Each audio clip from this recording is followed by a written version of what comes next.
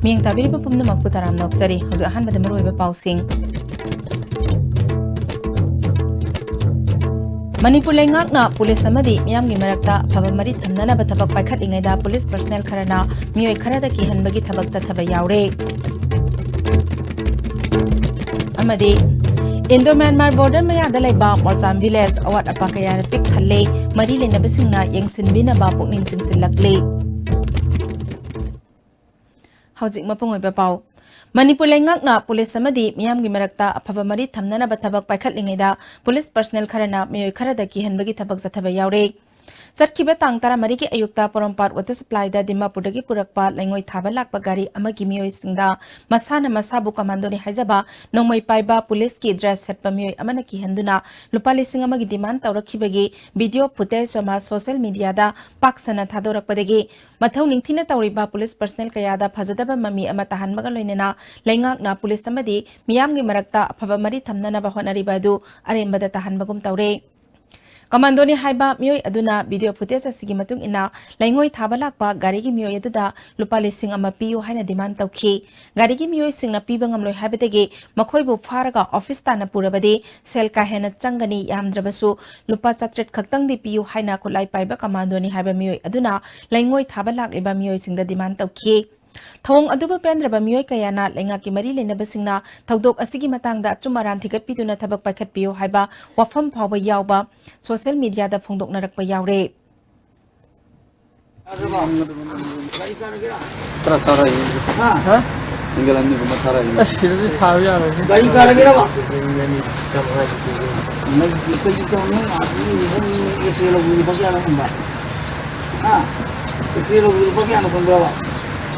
Gue minta lupa tahu yang beli tahu itu.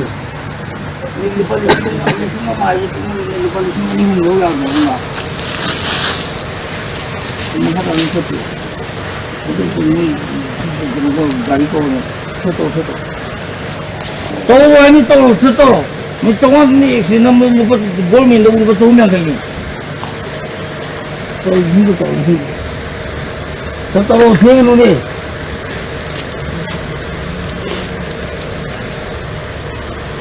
Coba kalau mana ini saya tahu kok, gari kau di sekitar ini.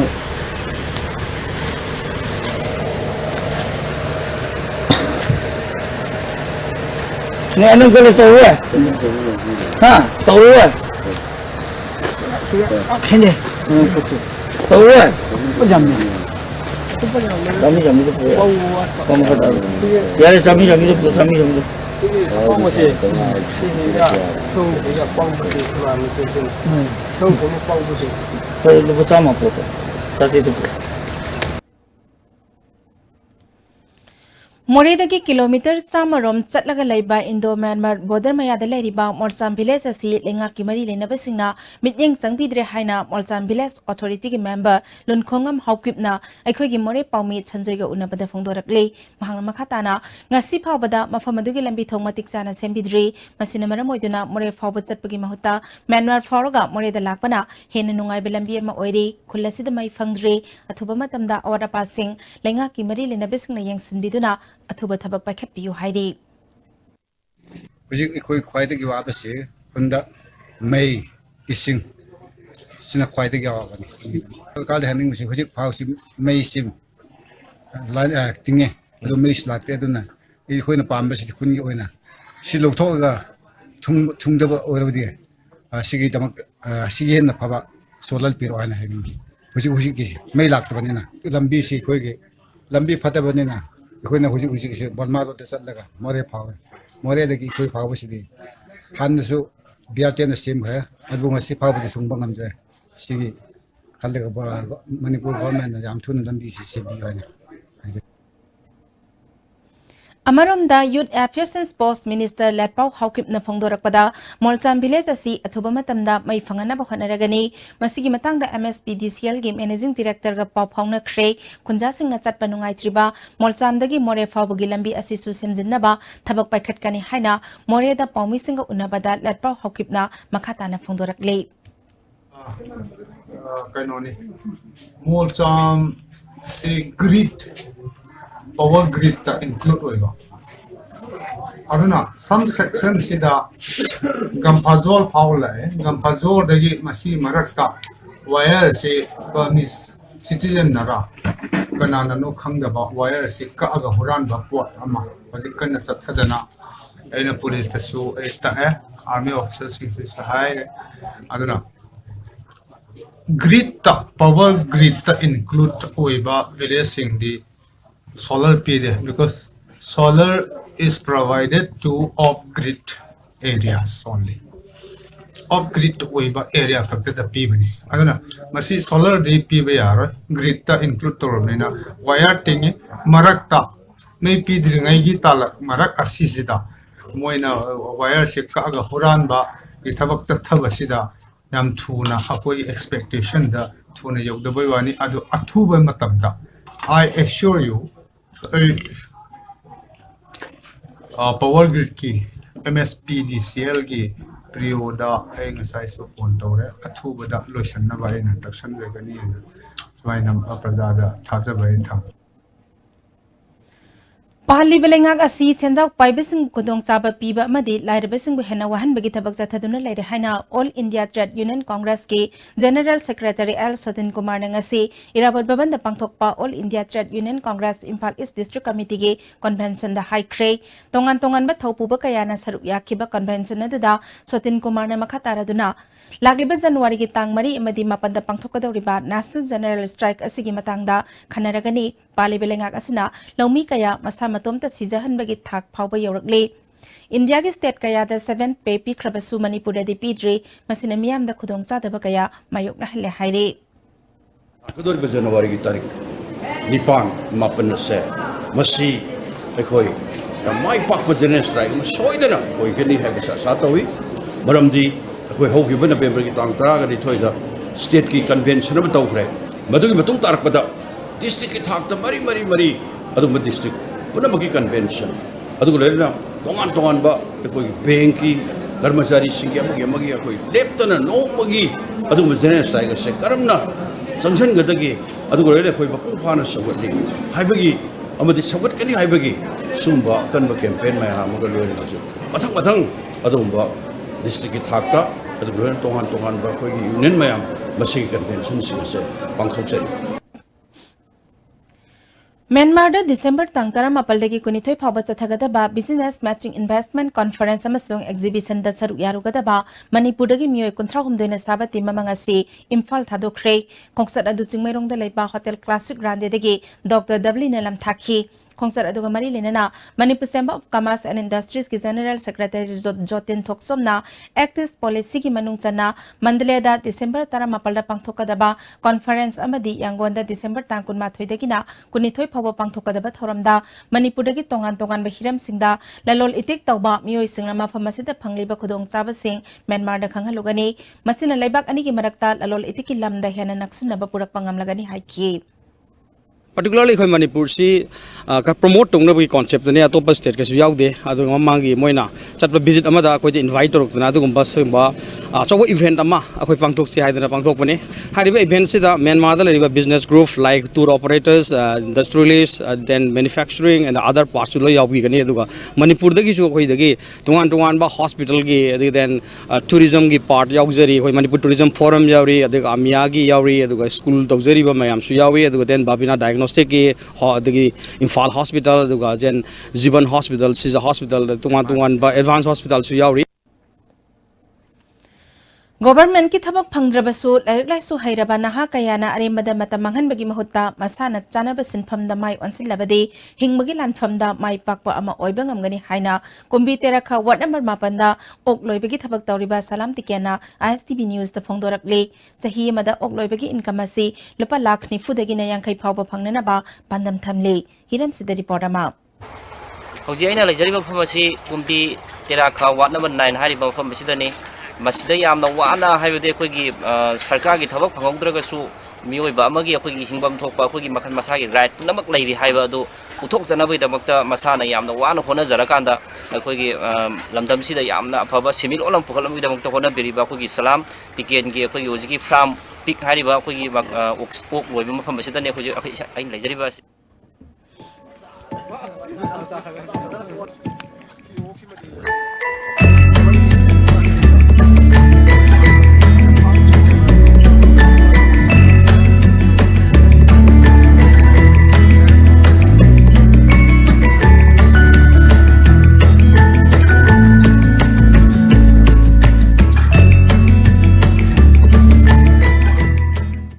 ꯂꯝꯗꯝ ꯑꯁꯤꯗ ꯅꯍꯥꯔꯣꯜ ꯌꯨꯠꯁꯤꯡꯅ ꯊꯕꯛ ꯐꯪꯗꯕꯒꯤ ꯑꯃꯗꯤ problem ꯀꯌꯥ ꯂꯩꯔꯛꯄ ꯑꯃꯗꯤ ꯁꯥꯇ꯭ꯔꯁꯤꯡꯅ ꯃꯍꯩ ꯃꯁꯤꯡ ꯇꯝꯕꯗ ꯄꯩꯁꯥ ꯌꯥꯝ ꯆꯪꯈ꯭ꯔꯒ ꯃꯍꯩ ꯃꯁꯤꯡ ꯇꯝꯂꯒꯁꯨ ꯃꯄꯨꯡ ꯐꯥꯅ ꯑꯣꯏꯕ ꯉꯝꯗꯕ ꯀꯌꯥ ꯑꯗꯨ ꯆꯦꯂꯦꯟꯖ ꯑꯃ ꯇꯧꯔꯤꯕ ꯑꯗꯨꯒꯨꯝꯂꯕ ꯁꯂꯥꯝ ꯇꯤꯀꯦꯟ ꯍꯥꯏꯔꯤꯕ ꯃꯤꯁꯛ ꯑꯁꯤꯅꯤ ꯁꯂꯥꯝ ꯇꯤꯀꯦꯜꯅ ꯑꯩꯈꯣꯏꯒꯤ ISTVꯗ ꯋꯥꯐꯝ ꯀꯌా ꯑꯃꯁꯨ ꯐꯣꯡꯗꯣꯛꯂꯤ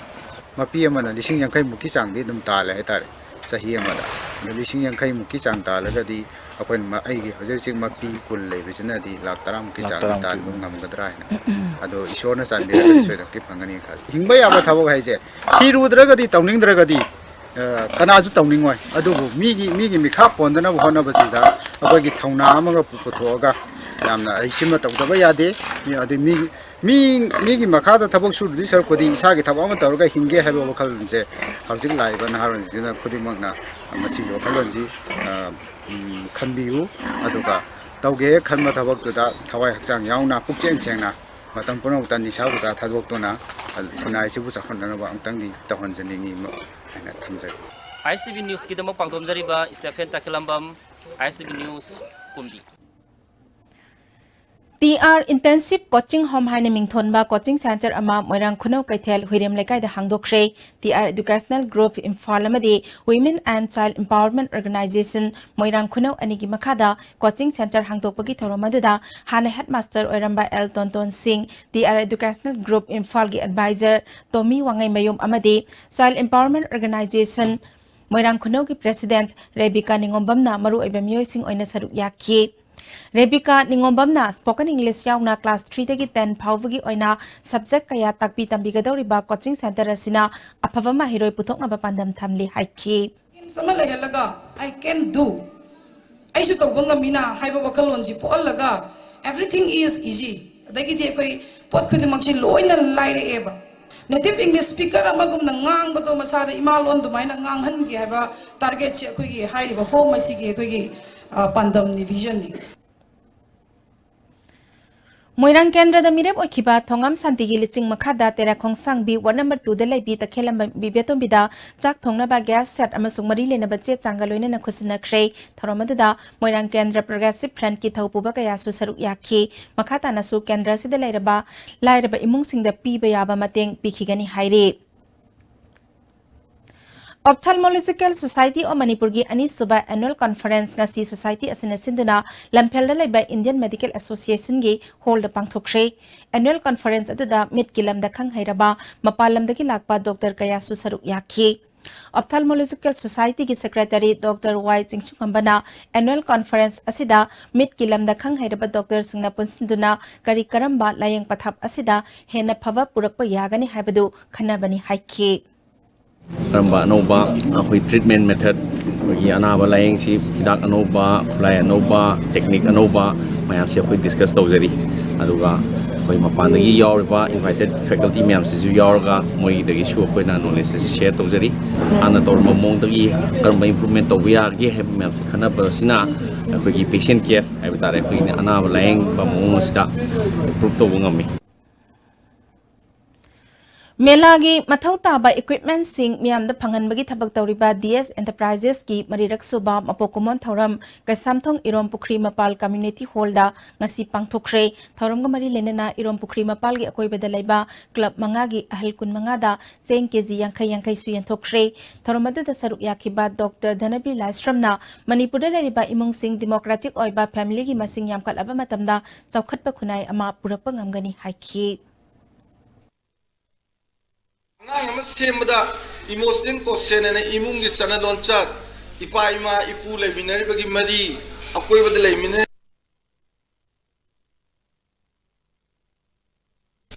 sahi mari bobadi angang se ningthau macha du yu mari dagi helak pase masidagi di sahi taraga ningthoi bokse masi minai dung yu hai thabuk yam sine gadam adai taraga hundoi hai bagane 13 ne hai bagane marup tong tin ba thi thaina gi pai pu sing tapi phasara ba yumban lo na mane ba Hazik marak than aten ba break amatang logzari Wabiraganu yumna anabagi seba tawbinabagi damak wabiraganu. Medillion Home Healthcare Service Manipurna adomgi mateng pangzari 24/7 nursing care at home, medical oxygen home delivery, medical equipment rental service, home sample collection, physiotherapy home visit. Agupa marungi damak Medillion Home Healthcare Service Manipur near Jennings Hospital, making healthcare accessible and affordable. Benasha Coaching Center, the best and only trusted coaching center in Imphal. Benasha Coaching Center gi ojasingna aina exam gi sim saba matamda yamna mating pangbiki aduga PCC dagi aina phangaki study material regular mock test suggestion na chingmasing yamna chanaki SSLCE thagadaba singna topper oina bagi damak matamga chunaraba coaching center asibu miyamna thajaba thambiu Jolip 100% natural syrup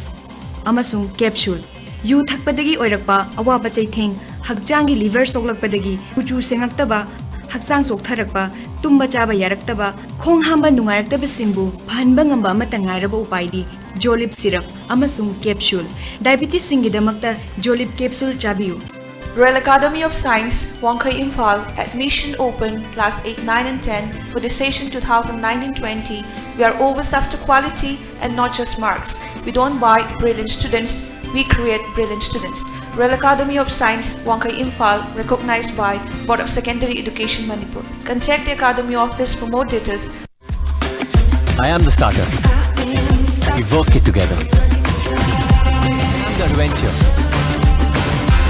When we chase it together. I am the after party. When we rock it together. Stylish, but it's stylish only when we live it together. The next gen Maruti Suzuki Ertiga. Move together in style. The Institute of Company Secretaries of India Study Center now with DM College of Commerce. Join company secretaries to become board advisor, compliance officer, governance professional, corporate planner. Join company secretaries with free registration till 31st December 2018, which has high employment prospects. Eligibility 10+2 pass or graduate. Admission open from play class to class 8. We have a well-equipped range of facilities and resources for all students. Library, smart class, computer lab, games and sports, dance and martial arts, outdoor camping, boarding facilities and various activities. W Square Face Bar, an all-in-one face wash that contains a natural whitening agent, an anti-aging system, and helps fight pigmentation. W Square. Why wait? Preventive cosmetology now and in Miyam da Kanganjaba. Charu may thadok pigano, Lofum da Chaikairaga, microbial decomposer season naduna, Laypak Layhau, Hengat Hansi. Saru may thabana, Saru de Oba Pambigi, Machinjak Ayamba Mani Londona Manghali, Loina Nuxitu Molali. Saru Pata Laga Amugana Kojin Basina, Lofum the organic matter Hengalali, Saru Lofum the Mohandal Halachi. Breki tungda taramna oksari makata bapauda Run for Peace haiba thimda Red Shield Division gi makada ni punithoi suba sam rifles na sinduna Sendra Changai Marathon haina mingthon ba jahi tarahum doi mathaki nupa amasung nupi singi oiba kilometer tara sangba lamjela mangasi Sendra Chingkhongdagi thanga moirang them phawba chelurba matungda Sendra Chingkhongda lamthokpham oiba lamjel pangthokre Yankai Taret Suba Mountain Division gi Brigadier Rabindra Rajanna Lamthaki Manga Suba position phawbada leiba lamjeloi singda selgi mana pikhi tharomaduda Moirang Kendra gi MLA P Sarachandra Susaru yakhi Mathang thagi tara maridagi hauduna tara mapal phawba chahi manga gi chathagadaba ahumlak suba kabong mitung long conference cum cultural sports meet ki mangoinana Soprang village ki oiba playground amangasi social worker James Kasumna khunja singda khusinakshe Soprang Village ki Chief Raingam Saru yauna pangthokiba playground kusinabagi thoram aduga mari lenana K James na miyam gi mihut oina chatkhraga masagi thodang kaukthokduna leithokibadagi ngasidi ching tamgi marakta nungsinadabaga loinana chawkhat thorangi thong manadabagi phibam ama lairibani Development yaudana ekoi masalgi marakta nungsinaba yaroi lairik laisu hairaba naha sing nupi sing amadi laumi sing miyamgi oba scheme program sing central government na matam gi oina pirak labasu miyamgi mihut oiba sing na miyamda khudong chaba sing phanghandabadagi ngasidi Manipur asi khaibung tanana bagi phibam amada lairibani haiki Jintang kuki naga kwe khanara leiri bise madu nungsinabo pura bumatanda development duna pura kadawani loina ma MP duna kuki ye khunda chamba ye tampa ge semen nipan da chalaga khunganda wari wa mayam do jimi amagi MP na chalaga si to birege imai ben ahalaman si to birege haribdi aikwe kyam nungsiraga pangadabano Manipur se mache kaira leiri bise sigi fiban se ferek lokjaraga development kata khanjaraga thabo tawjage haina ei Toronto Zakivani Kanglai Park Women Welfare Association gi President Oirambi Imalaiba ki damak kathokpaga magaloinana awa ana thidana thapak thorom ka yada mayok naduna saru yarambi akoizam memchana lekhidabada apunma Manipur kanba imalupna minute ani tumina leptuna awaba phongdokhre amade imong manungi awabadasu saru yari hairi mahakna lekhidaba asina iramdam asida chauba ahoba ama oina uragani mahaki thawai mirelna mapugi lekolda ingna sikna lairuba oirasano hairi District Agriculture Officer Imphal West A Nabakumana Lusingduna Chakpa Phayeng Integrated Farming Club amadi KBK Imphal West na punna kusamnaduna Phayengi awang thangba sarukta laupari ama henbada hangam hunkhre Bank sing punsin nabagi Bharat lenga ki khongthang asi chenjau paibe singi hingnabani thawong adubu yaningdaba phongdoktuna December ki tang 16 bank singna khongjang jangsingani haina Bank Employees Federation of India Manipur State Unit ki President S Bijoyna Federation gi taret suba Manipur State Conference ki thoramda haikre Thamoi ban yumnam lekai da pangthokpa thoram aduda Federation gi thaupuba kaya su saruk yakhi Bijoyna makha taraduna bank kaya da award prastab singmen sindre Henjau paibasingna achoba sanpham kaya loan laukhraga singalaktre asigumba phibam asida Government of India na bank sing punsinaba thorang satharakliba asina miyamda hena khudong chadaba mayok nahangani haiki Tongan ba Bharota acho choba singjau paiba corporate big industry ne loan je lauthor kharka loan se singalaktaba loan du single hangadabani haiba potnama mudugi demand su yawi tongan ba akhogi social insurance leibase Masu yan ko tingdaba honasi handak laiba December 16 all India gi oina akoi extra mo changjangani kari maram gi no haiba bu Bank of Baroda ne Vijaya Bank ne Dena Bank ne punjangani na Barot sarkar gi akan ba thausil thorang hik chathadar laia adugi mayokta maramdi bank punjan basina nasagi hen chakhka natte tongan ba private sector singja piba yaba loan mayama ma yohallaga barosi chakhunaba Maduna hena hona phagani bank punjan ba hebsidi senjau bai ba kharna mogi share lehillaga mogi mapu ona nabagi adaina changchen ba khongthangni